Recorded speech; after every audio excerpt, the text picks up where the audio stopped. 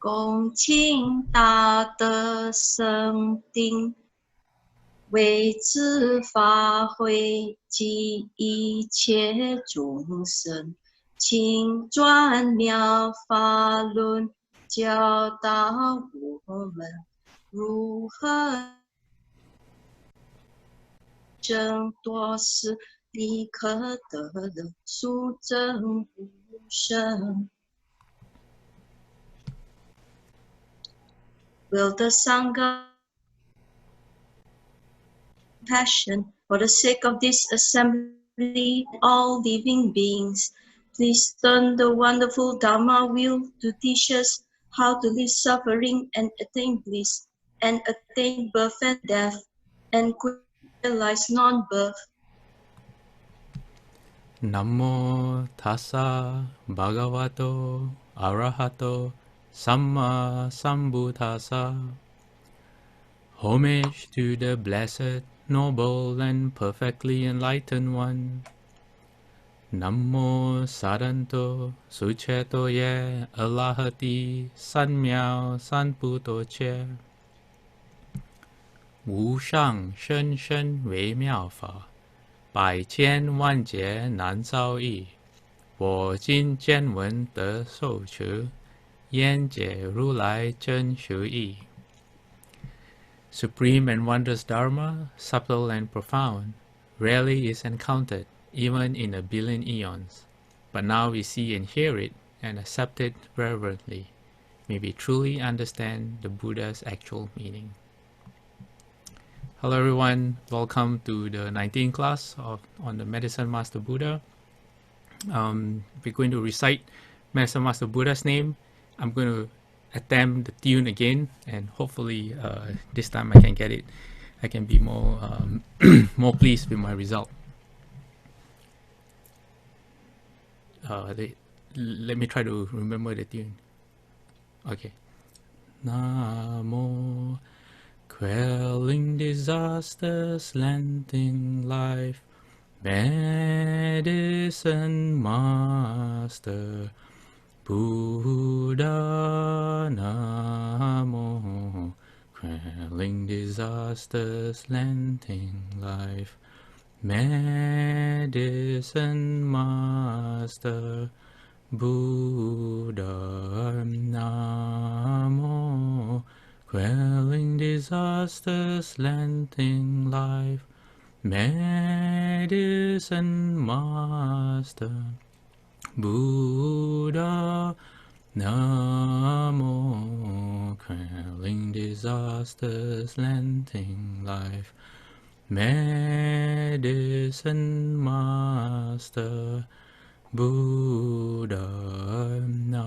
Namo, quelling disasters, lengthening life, medicine master, Buddha. Namo, quelling disasters, lengthening life, medicine master, Buddha. Namo, quelling disasters, lengthening life, medicine master, Buddha. Quelling disasters, medicine master does come one, medicine master does come one, medicine master does come one, medicine master does come one. Okay, all right, let's proceed to the next slide. Okay, do any of you remember where we stopped at in our last class? 10 points to the person who answers. Okay, I guess that's kind of a... Okay, I want to wait. Yeah, I want to see who can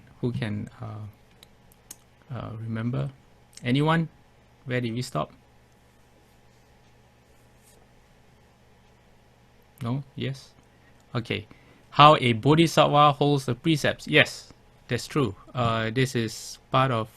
We are still on vow number 5, and it's I think we should recite vow number 5 again for today. Okay, let me increase the size of it. Okay, just to refresh people's memories, I'm going to put my palms together. The 5th great vow: I vow that in a future life, when I attain Bodhi, I shall enable limitless and boundless numbers of sentient beings who cultivate Brahma conduct within my Dharma to perfectly uphold the 3 classes of precepts without exception.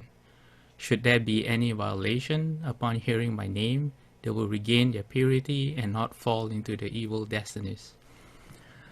So last week we talked about Brahma conduct. And what is Brahma conduct? Shufu says that Brahma conduct is actually pure conduct. And in the Avatamsaka Sutra, the Huayan Jing, chapter 16 is entirely dedicated to what Brahma conduct is. Okay. Has anyone after that went and read the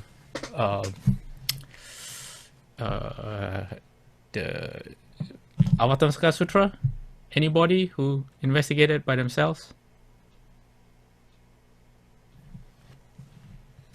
No? Yes? Okay, you can type it in the chat box.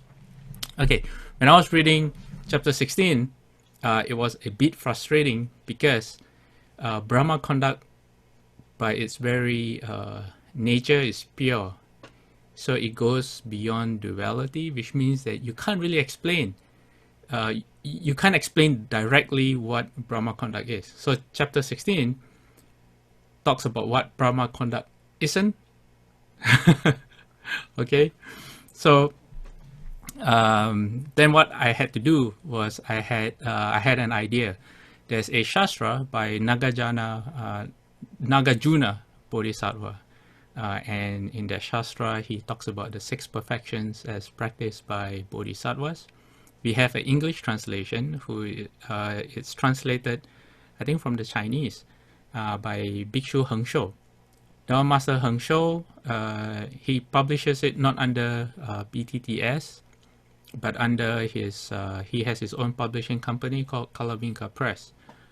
And Dharma Master Hengshou was one of the first 5 of the people who left home with Shufu.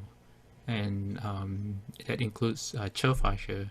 And then Dharma Master Hengshou, I think he went back to lay life for a while, and then he became a monastic again. So he lives in Seattle, and he does a really good job in translating the Shastras. So to get an idea of what Brahma conduct is, Brahma conduct, you could say that that's what bodhisattvas do on the first stage and first ground and above. Yeah. And so the reason why I'm introducing this, and today I have a video to share with all of you. It's a very interesting video. I will definitely make sure we have enough time to watch the video. It's because it all ties in. Okay, we are going to look at how a bodhisattva gives, and then we are going to look at how, although we are not bodhisattvas can do pure conduct because they have cut off all the fetters, like the 3 poisons.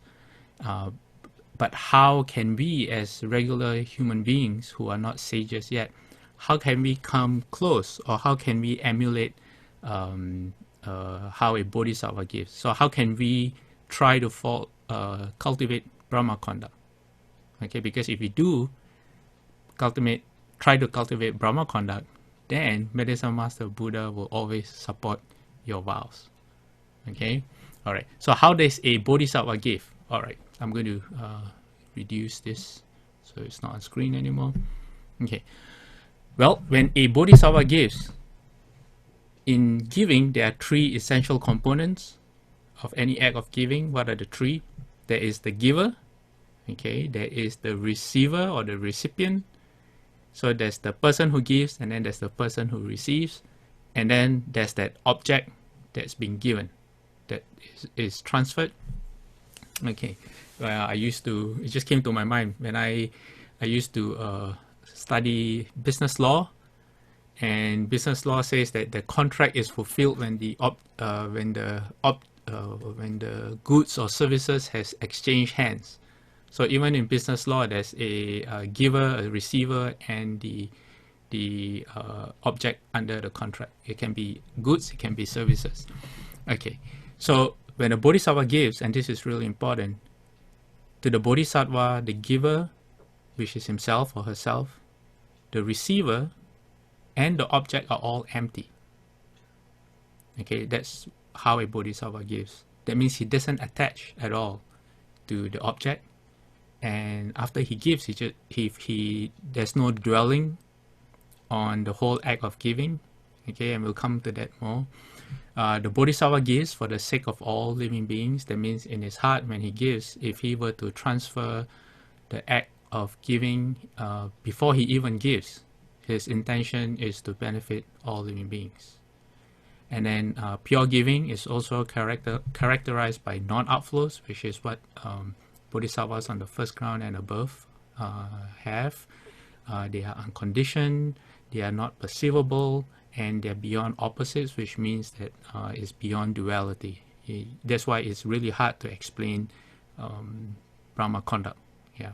So what we're doing is we are using one of the parameters. There are 6 parameters, one of it which is giving. And because giving is the number one, you could say is the number one practice for lay people, both in the Theravada as well as the Mahayana texts. So we are using the act of giving as a way to understand Brahma conduct. Okay, because giving has the most, makes the most sense for people at our level. Is something that we can do and that we can learn to do really well. Yeah. Okay, so going more into pure giving.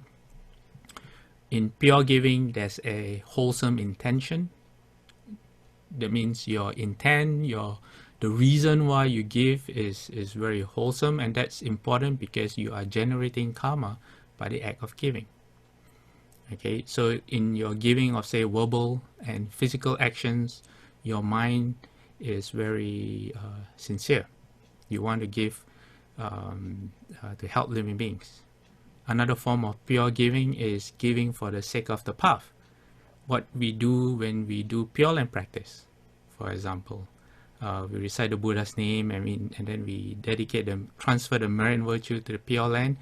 That is a way. That is one form of giving for the sake of the path. When you do something good, say you help someone, or you give a donation to the Triple Jewel, or you spend time listening to the Dharma, like what you're doing right now, and then you say you want to transfer the merit and virtue to the Pure Land. In other words, what you're saying is, my intention in listening to the Dharma is so that I can practice and go to the Pure Land.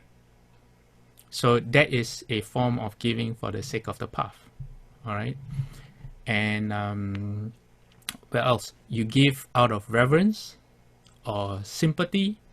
That is also a form of pure giving, and we'll explain more that in a short while. When you give not seeking for any reward in this and future lives. Okay, that is one form of pure giving. And then they say that pure giving is also the coming together. Okay, I'm giving you a lot of details about what pure giving is. Don't worry, you only have to remember 1 or 2.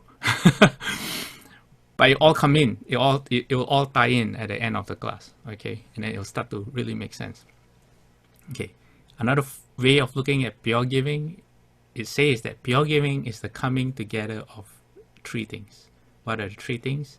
Faith, having or a mind, and then having a field of blessings, and the third one is a material object. This is a different way of looking at giver, recipient, and object. Okay, so when it talks about the mind or faith, it says what it is. It says a mind that is characterized by sympathy, or by reverence, or by both sympathy and reverence. Okay, what is that? What is sympathetic giving? Sympathetic giving is when you give to people who you have the mind, you have the feeling that, oh, life is really unfair for people like that. You sympathize with them. You have compassion for people like that.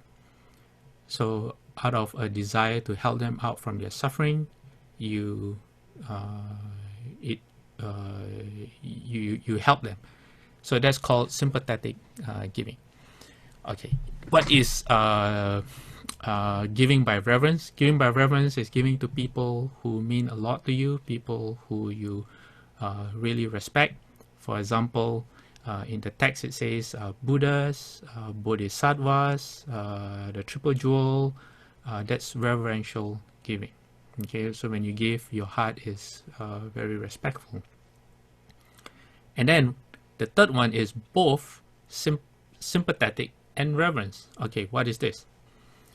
This is interesting because when you give to the elderly, when you give to the sick, when you give to, it says destitute arhats or prachika Buddhas, just think about sages. Okay, so when you give to the elderly, the sick, to arhats, to prachika Buddhas, it is both reverential and sympathetic giving. Okay, so that's the mind. We have three. First, there's the mind. Okay, there's the gift, and then there's the field of merit. So now we'll talk about the gift. And then it says the object which is given must be pure, having neither been stolen nor obtained through forced confiscation. Okay, it is to be given at the right time, and not to be given because one gains to seek, like say, like fame or reputation. Like you want to give a lot of money to someone, to an organization, and then you call a press conference, you know, and then you have press releases and you want your name to be in the newspapers. That's not pure giving. And let me see. Where was I? Okay, yeah. So the gift, the object has to be pure.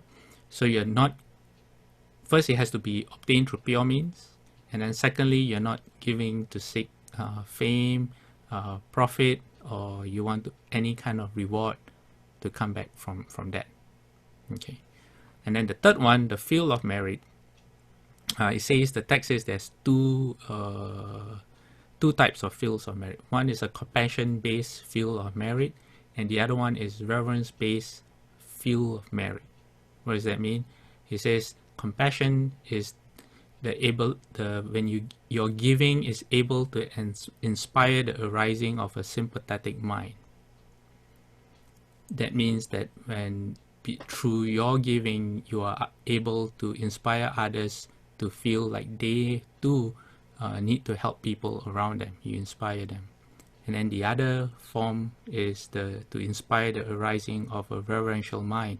That means someone who, say, has never offered anything to, say, the Triple Jewel, and then they see someone who, when they offer, say, a fruit, an apple or something, but they are so sincere, so respectful of their offering that they move someone else, that they move this person who has never made an offering before to like, oh, that looks like such a really good thing to do. I do want to do that. Okay, so that's the two kinds of fields of merit. What other characteristics does pure giving have? Well, you don't cling to.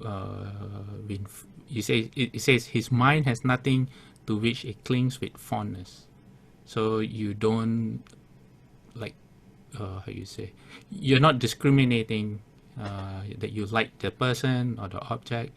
A bodhisattva gives equally to all beings, and it says that you should not discriminate between giving to people who you respect and people who you think are lesser or not deserving. You don't discriminate between people who have left the home life or people who have not left the home life, or say humans and animals. You don't discriminate at all. Your mind is level and equal towards all beings. And let me see, what else is there? Any time is a good time for giving. You don't say, oh, I'll wait until tomorrow morning to give, or I wait until night, or I wait until I feel better, or every time there is a need to give is the right time. Yeah, so that's all those can be characterized as pure giving. Okay, now we talked about pure giving. What is impure giving? Okay, this may sound familiar, at least it is to me. Okay, there's a list of impure giving. First one is superficial giving, where you give without any interest. You couldn't care less. You just give something. Second one is you give because you want a reward of say like cause and effect. You want to obtain wealth, or you want to give so you get favor from someone who's rich. Yeah, you give because of shame. You know that if you don't give, people look down on you. So out of pressure from society, you give. You give out of terror, out of fear, because if you don't give, something might happen to you. You give out a desire for fame, you want to draw favorable attention. You give out of a fear of death.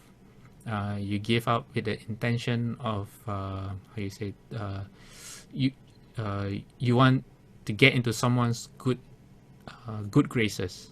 You want to please people, and then you give. And then you give because you want power. You want to dominate people, so you use giving as a way to get what you want. Giving out of jealousy, giving out of hatred, giving out of arrogance. Arrogance is you want to make yourself look better than other people. You think you're better, so you give. Let me see. Giving because you want your prayers to be more efficacious. Like you say, oh, I'm going to chant a mantra today. Before I chant the mantra, I better plant some blessings and offer some offerings to the Buddha, so that the Buddha or Guanyin菩薩 will help me make my mantras stronger. Okay, that is considered impure giving. Giving to gain a following. You want people to listen to you or to follow you. Giving with a disrespectful fashion in order to slight someone and make them feel lowly. What does that mean? Say when you, I don't have my video on, but say when you give someone something, there is a huge difference between, say, holding the object with your two hands, and then as you pass the object to the person, you bow respectfully and you pass the object over carefully, as compared to you just throw something to someone. Yeah, so that's what it means when you throw in a disrespectful fashion to make someone feel bad. Yeah. Okay. What can you give? Well, you can give. They have a classification called material objects, and that's divided into external and internal. What's external? External is like the things you have, the things you own, things outside of you. This could be clothes, precious things, food and drink. That's external. Houses, shelter. You could give internal. What's internal? Internal has to do with your body. For example, the giving of blood, donating of blood. That's a really good thing. The giving of patience, giving of time, being how you say, when someone has something to say, you give your time and just listen to them. That's another example of giving. What a bodhisattva can give and is internal, oh my God, there are so many stories about Shakyamuni Buddha in past lives. He gives he actually gives away his body, his life, his head, his eyes, his marrow, his brain, everything like that, which is really hard for us to comprehend. I actually have a really good story, and I'll see if I have enough time. I can share the story. It's about the rabbit in the moon. You can give reverence. Reverence, it refers to having a mind which is pure, as one reverently performs act of obeisance. That means that, say, when you come to the monastery and you bow to the Buddha, there's a form of giving. It also refers to offerings that of service. For example, looking after, seeing off, welcoming, talking to your guests, or to monks or nuns that come to your home, or the people you treat very respectfully. That's also giving of reverence. And then finally, you can give Dharma, the giving of Dharma. This can be sharing what you understand about the principles of Dharma. It can be speaking. It can be reciting, lecturing like what I'm doing right now, answering questions. It says transmitting the precepts. But one of the most profound of giving the Dharma isn't so much in the language itself, but in your own conduct. Because it is really through conduct that you can teach and transform living beings. So giving of Dharma is not just in knowledge, but also in your conduct, your character, your behavior. Yeah. Okay. So what is it like to give pure giving? How does it feel like to experience pure giving? Before I show you the video, there's a story about two monks. Okay, there's two monks who came across a river, and they had to cross the river. So before they could cross the river, they saw a lady who needed help to cross the river because the river was flowing pretty quick, and if she had crossed by herself, she might be in danger of being swept away. So these two monks, out of kindness, helped the lady across the river, and then they continued walking, and maybe after a few miles, the younger of the two monks asked the older monk, the elder monk, he said, Master, when we helped that lady across the river, I couldn't help but think that, as monks, we have to keep our distance from members of the opposite sex. And then the elder monk replied, oh, are you still carrying that lady? I put her down a long time ago. Yeah, so that's what it's like to do an act of pure giving. You just do it, and then you don't think about it anymore. Okay, so now I'm going to share this video, and then we're going to talk about it more. Before I press play, let me do some settings. I need to optimize share for full screen video, and then share computer sound. Okay, I'm going to play the video, and then after a few seconds, I'm going to stop it, and I'm going to ask people if the sound is okay for everyone.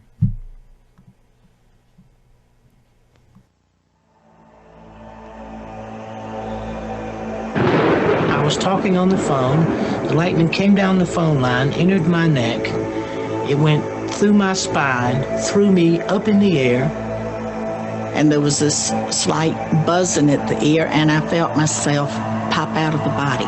Then I felt myself float up to the ceiling, and the doctor and the nurse were in there, and he was looking at me. He said, she's gone. She's dead.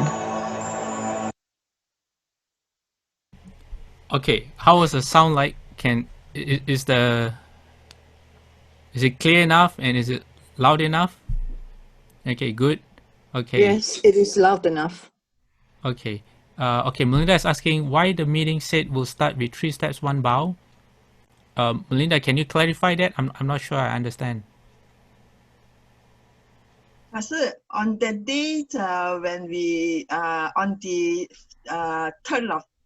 third, so when before the precepts start, so there is in the I think checkbox they say the meeting will start with 3 steps, 1 bow. Right? What is the meaning? What meeting? Our class meeting? No, it's on the day the Eightfold precepts.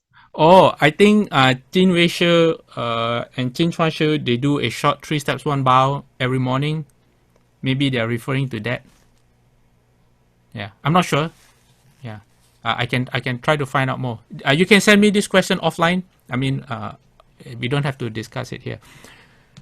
Okay, coming back to the video, just to give you some context. I'm not going to show you the whole video. What I have is about 15 to less than 20 minutes. This video is called Life After Life. It was put together by a doctor, a Western doctor who had a lot of, how you say, encounters with people who had near-death experiences, people who where you are clinically pronounced dead because the equipment, the hospital equipment at that time, you know, they have different ways of like classifying whether you stop breathing or your heart has stopped or your brain activity has stopped. I'm not sure. So he was really interested in the subject. So it came up in this movie called Life After Life. Yeah, and then I want you to really pay attention and listen, because I think it has to do with coming to pure giving. All right? Okay, are you ready? And I was taken to hospital. Doctors did anything they could to help me, but I was declared dead. I realized I was out of my body when I was suddenly... Okay, one thing I didn't, I forgot to say, these are not actors. These are people who, the people who you are going to see in this video are actual people who had the actual experiences. They're not actors playing, yeah, okay. Looking at the slide. Out of that light stepped the most amazing being I have ever been in the presence of. It was just total selflessness, understanding, kindness, all-consuming love, wonderful love.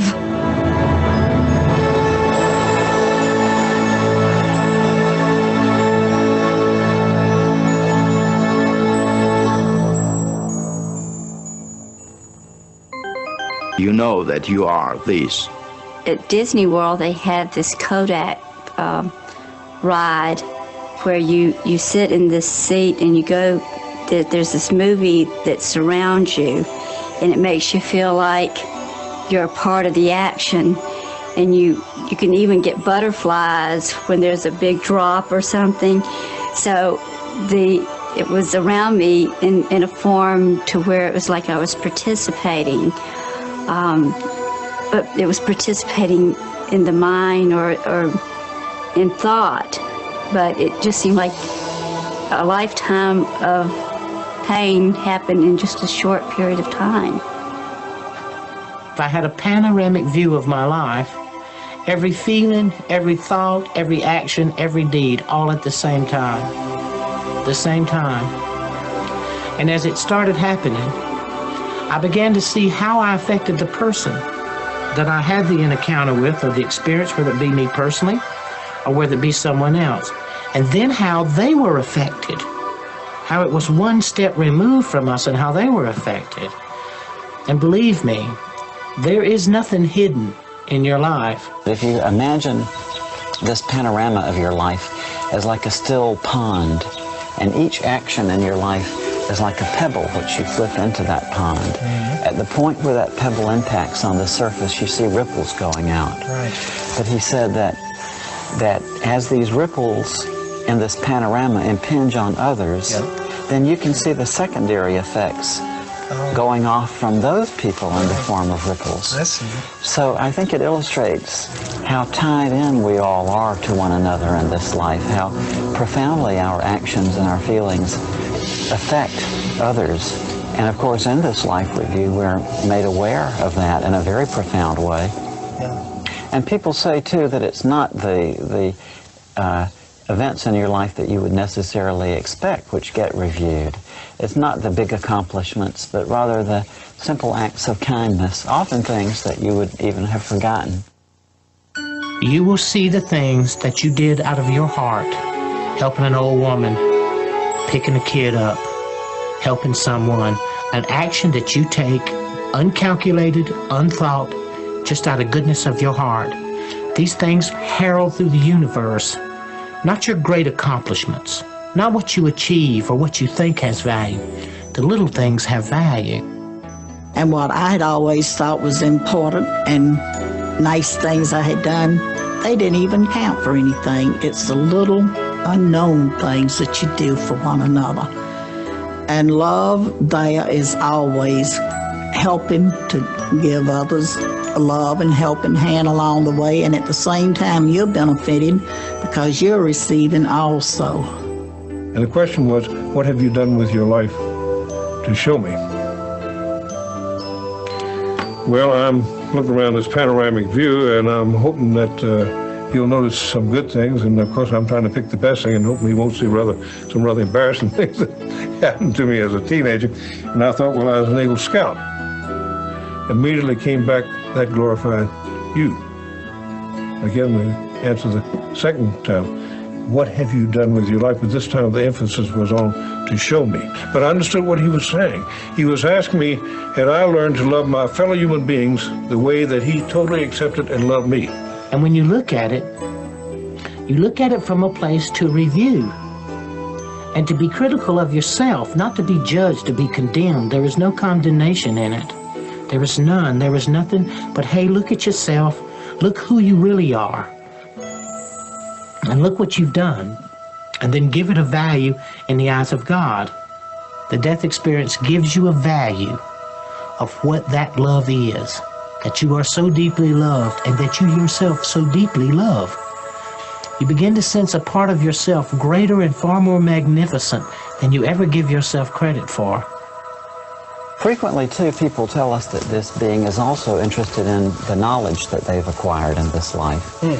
If there's a scene in which one is seeking knowledge by taking a course or attempting to understand something, that this being comments in an almost offhanded sort of way, that even after we die, the process of learning goes on, and that what we learn here we can take with us to the next realm.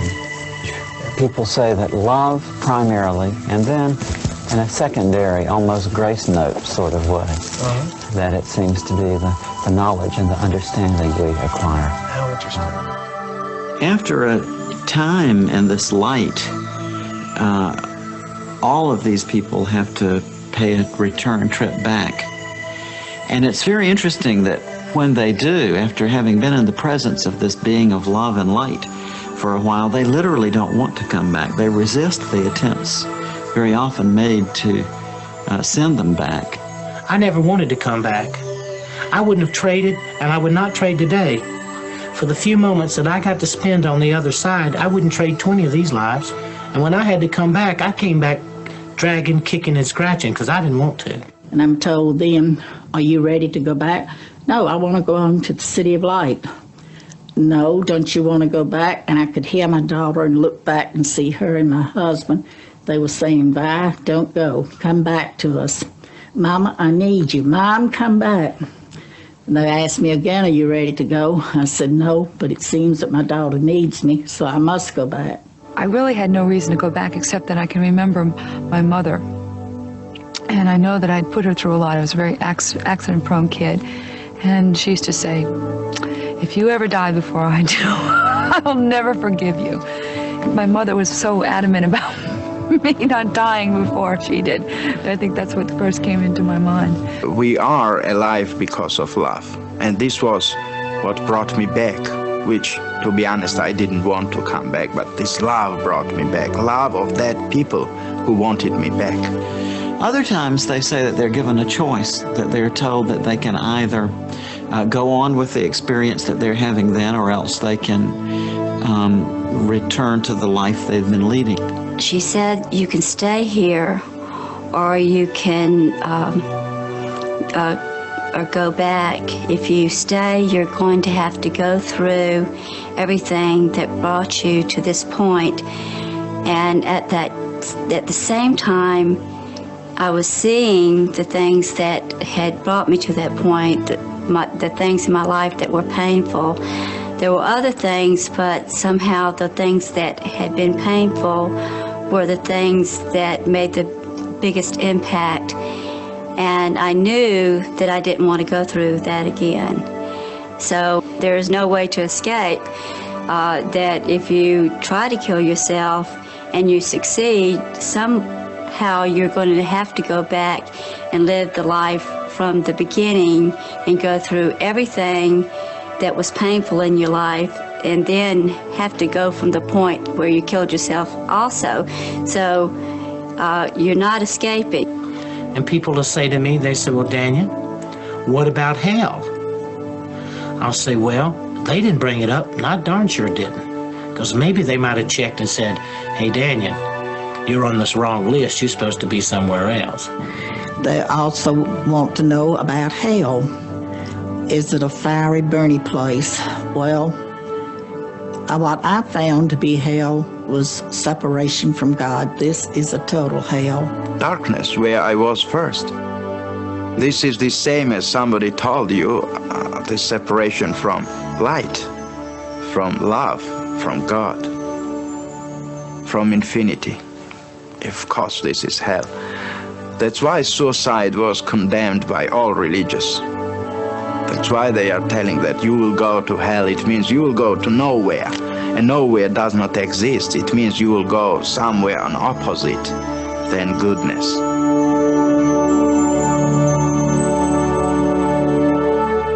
Very often they're told it's not your time to die yet. You've got things left to accomplish, so you must go back. This weekend I was in morgue, and on Monday I was taken from morgue, washed, and they began autopsy. It was 11 o'clock in the morning. When they opened my abdomen, they took hematoma,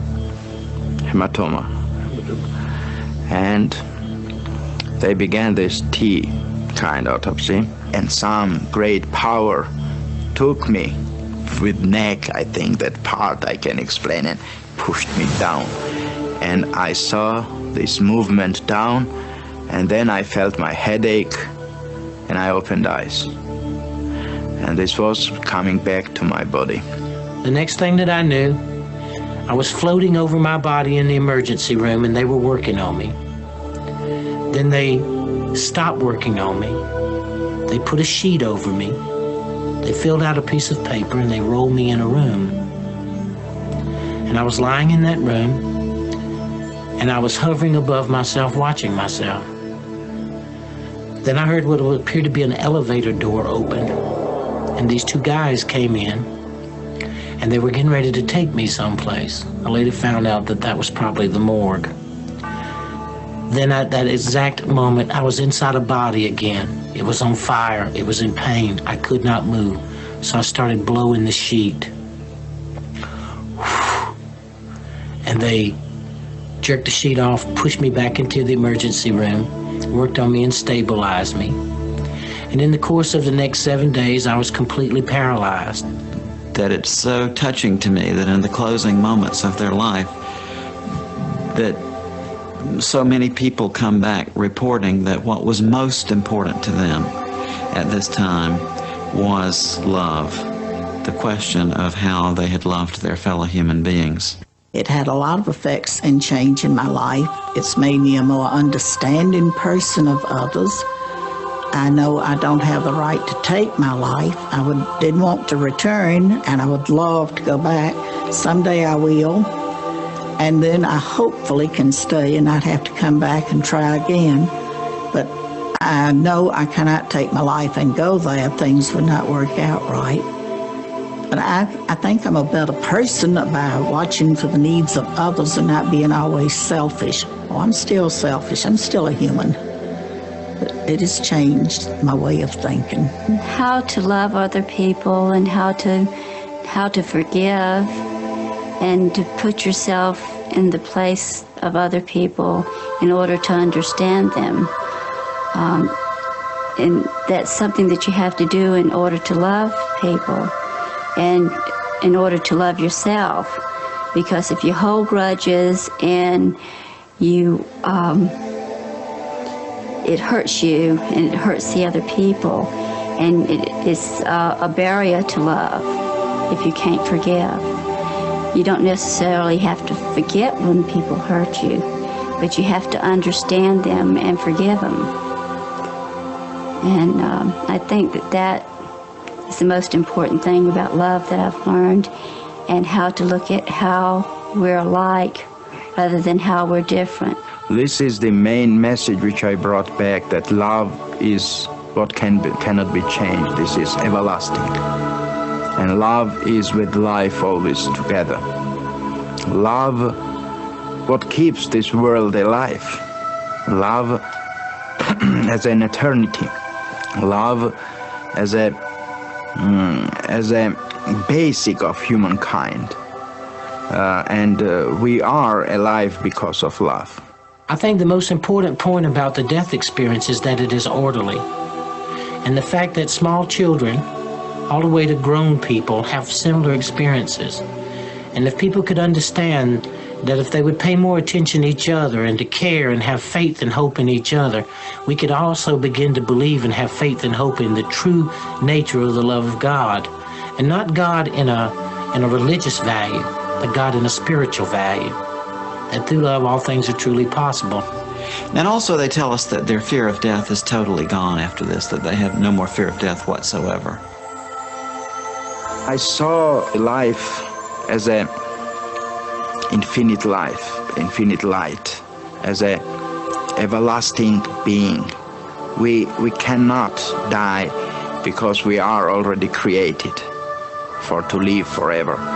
The dimension of spirit is everlasting life. The third thing that I've learned is that life is forever. Death is nothing more or less than a doorway, something you walk through. Death does not exist. Don't be afraid. Death is only the part as a station, railroad station, where you come always to go to another life. I find it very comforting and encouraging to hear from so many people who have explored life beyond physical death that life goes on. So I know it's true, if either of us went tomorrow, we'd be joined again in what must seem like an instant. Back in a flash, as you always say. But whatever happens, I want you to know that I feel very blessed to have had you as my father, and I love you very much. With much love, Peter. Know that it'll be a safe journey, that you'll be taking that journey not alone, but surrounded by love, a greater love than you understand. And when you get to your part and place in that journey, whether it be not to come back or to be like a few of us to return, know that it symbolizes the orderly way in which God has prepared life for each of us. And in that life, the orderly passing and movement to another life, that you do not die, that the love of God sees you through all things, and that you will be forever, just in another place.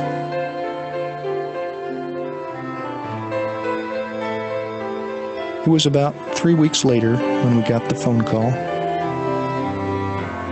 I was told that he died with a smile on his face, and the last words he said were, "The light."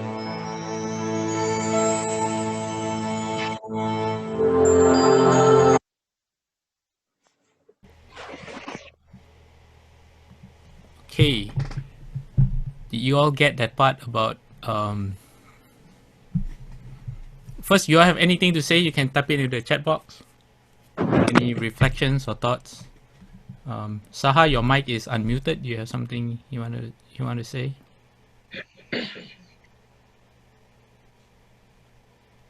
Saha?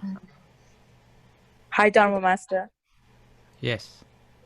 Yes, I watched this documentary. It's a really good documentary, and it really speaks to Buddhism very truly.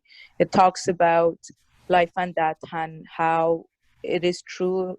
It's so true that we have to be kind to one another, and that's the only thing that we take with us after we die. Nothing else. Yes. Yeah. Anyone else? Okay. While we're waiting, in relevance to today's class, the most important, I think the most relevant part was when the lady was talking about how it was the small acts of kindness, of helping people that you don't really think about, that had the biggest impact. Do you all remember that? Okay, let me see if, where's that part?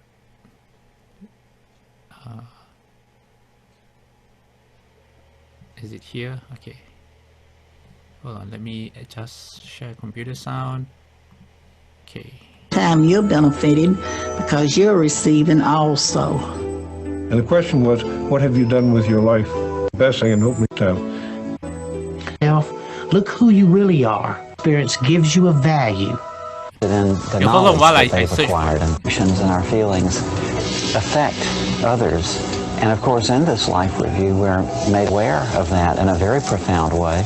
Yeah. And people say too that it's not the events in your life that you would necessarily expect which get reviewed. It's not the big accomplishments, but rather the simple acts of kindness, often things that you would even have forgotten. You will see the things that you did out of your heart, helping an old woman, picking a kid up, helping someone, an action that you take, uncalculated, unthought, just out of goodness of your heart. These things herald through the universe, not your great accomplishments, not what you achieve or what you think has value. The little things have value. And what I had always thought was important and nice things I had done, they didn't even count for anything. It's the little unknown things that you do for one another. And love there is always helping to give others a love and helping hand along the way, and at the same time you're benefiting because you're receiving also. Okay, you guys got that?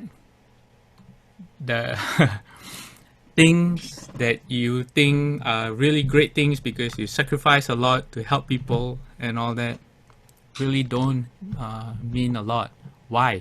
Because the very fact that we place how you say in our minds it is great, or that we sacrifice a lot, it shows that we have a very strong attachment or a self that's attached to the acts that we do, and that's not pure giving at all.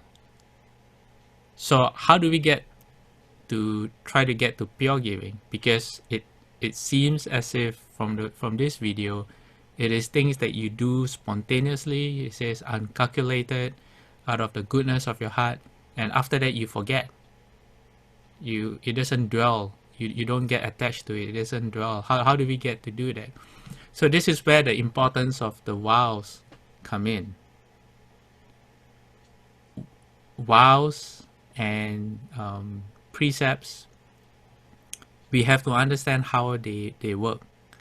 Because when we understand how they work, we realize that we use them to transform ourselves. So for example, like the precepts, or okay, let's say like the 4 Brahma Viharas, like loving kindness, compassion, equanimity, and what's the other one? What's wrong with me? Loving kindness, empathetic joy, meaning you rejoice in the happiness of other people. If you make a really strong vow that you want to practice the 4 Brahma Viharas in your daily lives, then what the vows do is they set the intention for everything that you say or that you do, and it shapes your thoughts. And if you do it long enough, you begin to embody the Brahma Viharas. It becomes you. You don't have to try to do it anymore. You're not forcing yourself. You're not reminding yourself to do it anymore. It is part of you. It becomes spontaneous, because that's how bodhisattvas are. So the more we can use the practice to transform ourselves, then the closer we can get to pure giving. So that's important, because if you don't have that perspective, what happens is you end up holding on to the practices in a very hard, rigid way. You hold on to the form of the practice, like the 8 precepts. The 8 precepts is all about creating an environment that's conducive to practice.